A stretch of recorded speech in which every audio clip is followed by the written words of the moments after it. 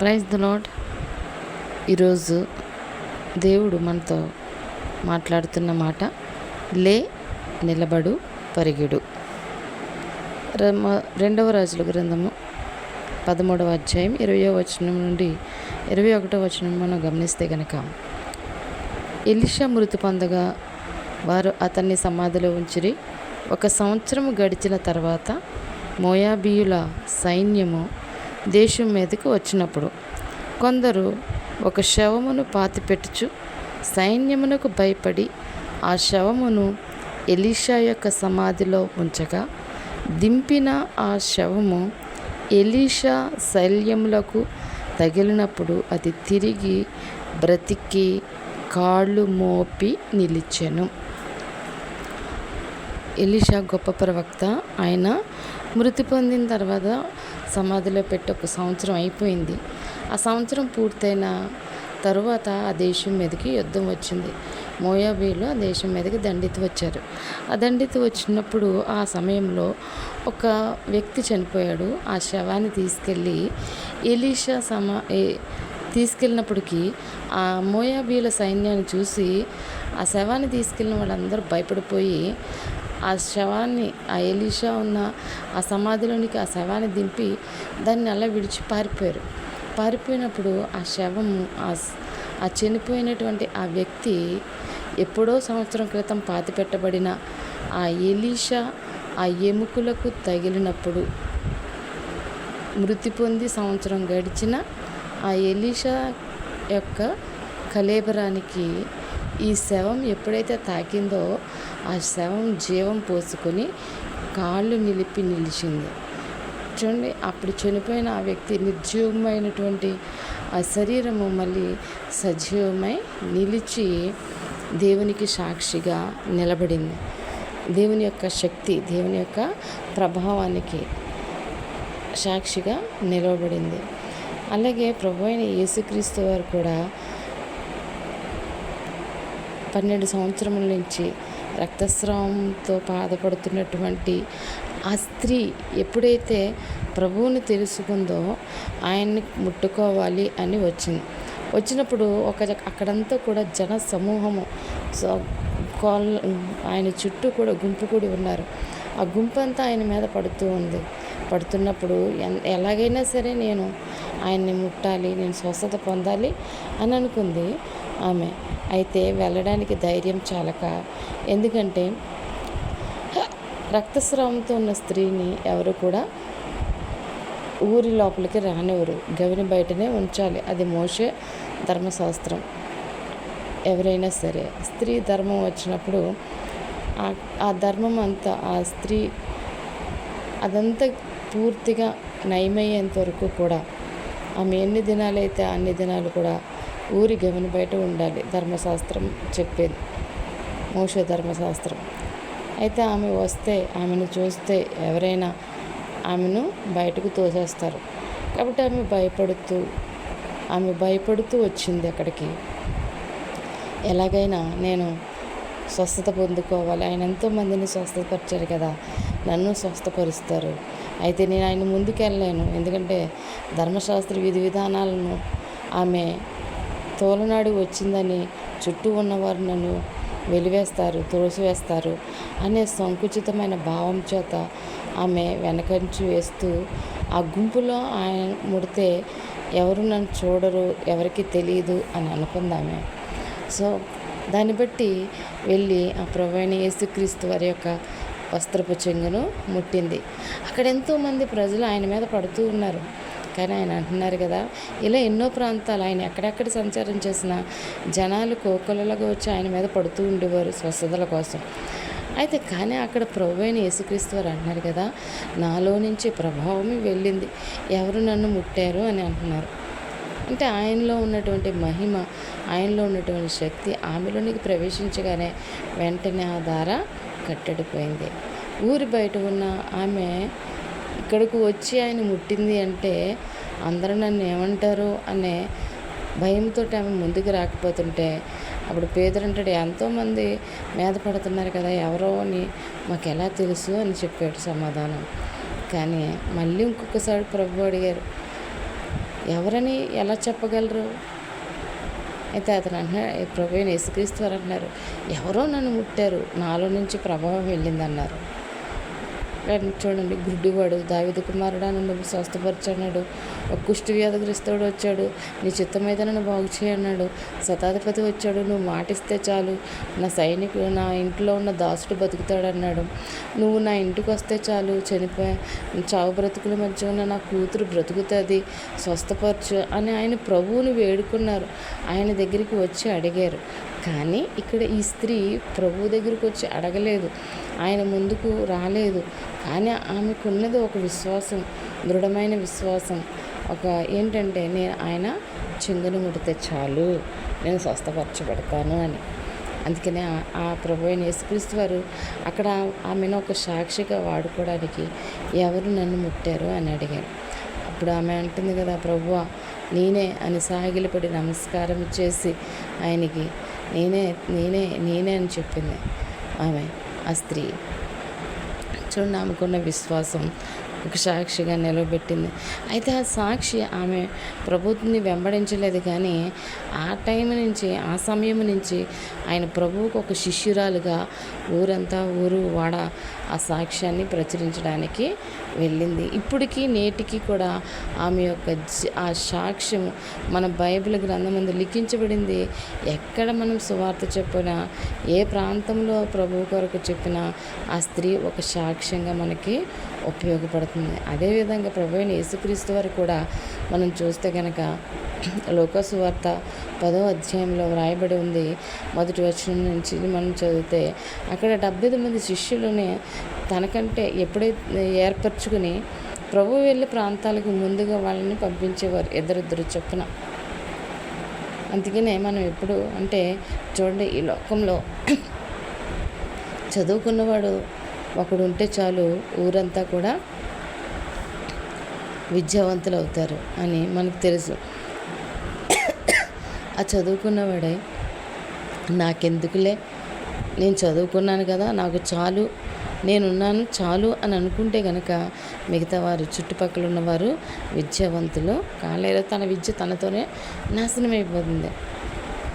అందుకనే మనం నేర్చుకున్న చదువుని ఇతరులకు నేర్పించాలి. అలాగే ఇతరులు నేను నేర్చుకున్న దాన్ని ఇతరులకి నేర్పించాలి. కావున నేడు ప్రపంచమంతా కూడా ఎంతోమంది విద్యావంతులుగా నిలిచారు. అలాగే ప్రభువైన యేసుక్రీస్తు వారు కూడా తన పాదాల దగ్గర ఉన్న శిష్యులను కూడా దీవించి ఆశీర్వదించి వారిని అనేక ప్రాంతాలకు వెళ్ళమన్నారు, రోగులను స్వస్థపరచమన్నారు, సువార్తను ప్రకటించమన్నారు. అందుకని ఆయన మరణించి తిరిగి లేచిన తర్వాత శిష్యులకి కూడా ఇచ్చాడు కదా ద గ్రేట్ కమిషన్, ఒక గొప్ప ఆజ్ఞ, అసలైన ఆజ్ఞ ఏంటంటే మత్తయి సువార్త 28:19 ఉంది. కాబట్టి మీరు వెళ్ళి సమస్త జనులను శిష్యులుగా చేయడి అని ప్రభువైన యేసుక్రీస్తు వారి శిష్యులకి ఇచ్చినటువంటి గొప్ప ఆజ్ఞ. అంతేకాకుండా మార్కు సువార్త 16:15 మీరు సర్వలోకమునకు వెళ్ళి సర్వ సృష్టికి సువార్తను ప్రకటించుడి. మీరు నేర్చుకున్న ఆ సువార్తను, మనం విన్న ఆ సువార్తను మన దగ్గరే మనం ఉంచుకుంటే మనతోనే అంతమైపోతుంది. అదే నువ్వు నేర్చుకున్న ఆ సువార్తను, ప్రభువు నీకు ఇచ్చినటువంటి జ్ఞానాన్ని, ప్రభువు నీకు ఇచ్చినటువంటి శక్తిని, మీ ఆత్మీయ వరములను అలక్ష్యపరచకుడి అని దేవుడు సెలవిస్తూ ఉన్నాడు. దేవుడు నీకు ఇచ్చినటువంటి ఆ వరములను నీలోనే పెట్టి అట్లనే దాన్ని పాతిపెట్టేయద్దు. మనకు తెలుసు కదండి ఉపమానం. వాళ్ళకి ఇచ్చినటువంటి దాసులకు ఇచ్చినటువంటి ఆ తలాంతులను తీసుకెళ్ళి కొందరు వృద్ధి చేశారు, ఒకడు తీసుకెళ్ళి గోతులో కప్పెట్టాడు. మనం గోతులో కప్పెట్టి అక్కడే నిలిచిపోయే వారంగా కాదు, కానీ ఇచ్చిన ఆ తలాంతులను అనేక ప్రాంతాలకు తీసుకెళ్ళి దాన్ని అభివృద్ధి చేసేవారుగా ఉండాలి. ప్రభువైన యేసుక్రీస్తు వారు అదే చెప్పారు, మీరు వెళ్ళండి, సర్వలోకానికి వెళ్ళండి, సర్వ సృష్టికి వెళ్ళండి, మీరు వెళ్ళి సువార్తను ప్రకటించుడి, వెళ్ళండి, మీరు అందరినీ శిష్యులుగా చెయ్యండి అన్నాడు. అంతేగాని రండి మీరు నా దగ్గరే ఉండండి, నా దగ్గరే ఉండుకోండి అని ఆయన ఎప్పుడు కూడా చెప్పలేదు. సర్వలోకానికి వెళ్ళాలి, సర్వ సృష్టికి సువార్తను ప్రకటించాలి. అదే క్రైస్తవుని యొక్క బాధ్యత. అది క్రైస్తవునికి దేవుడు ఇచ్చినటువంటి గొప్ప భాగ్యము. ఆ భాగ్యాన్ని మనం తృణీకరించే వారంగా ఉండకూడదు.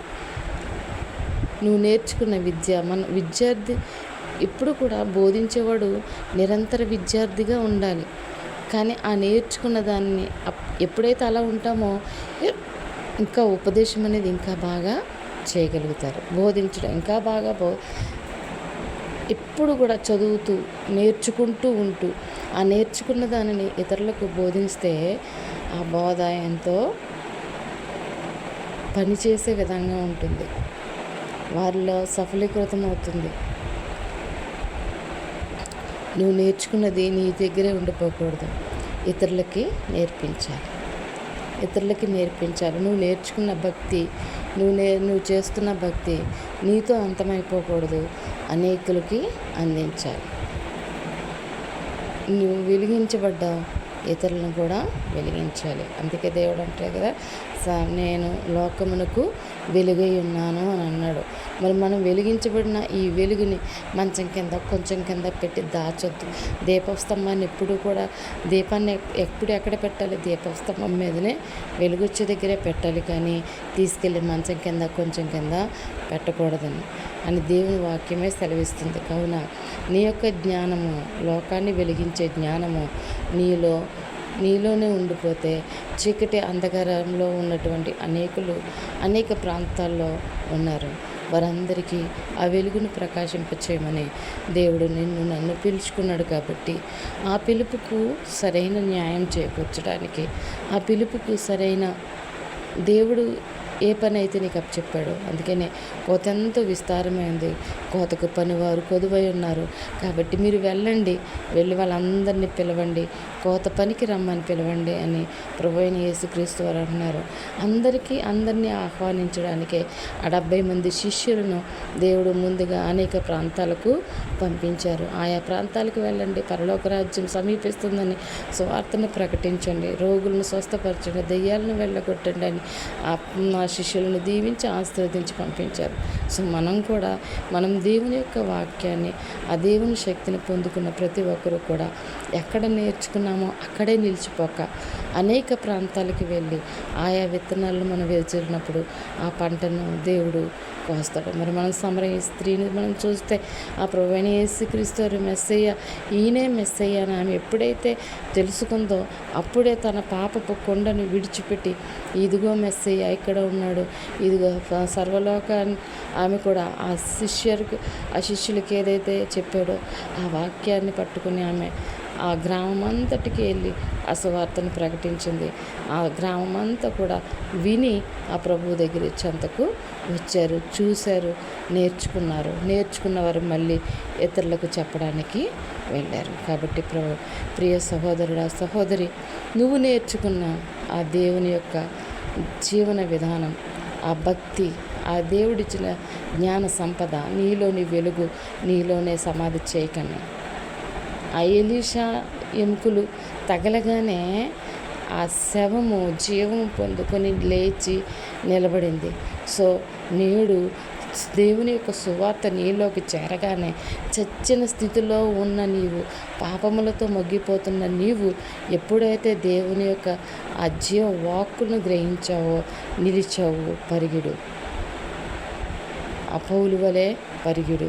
పౌలు అంటాడు కదా, మంచి పోరాడి తిని నా పరుగు కడముట్టించి తిని విశ్వాసము కాపాడుకుంటుని అని పౌలు భక్తుడు తిమోతికి వ్రాస్తూ అంటున్నాడు.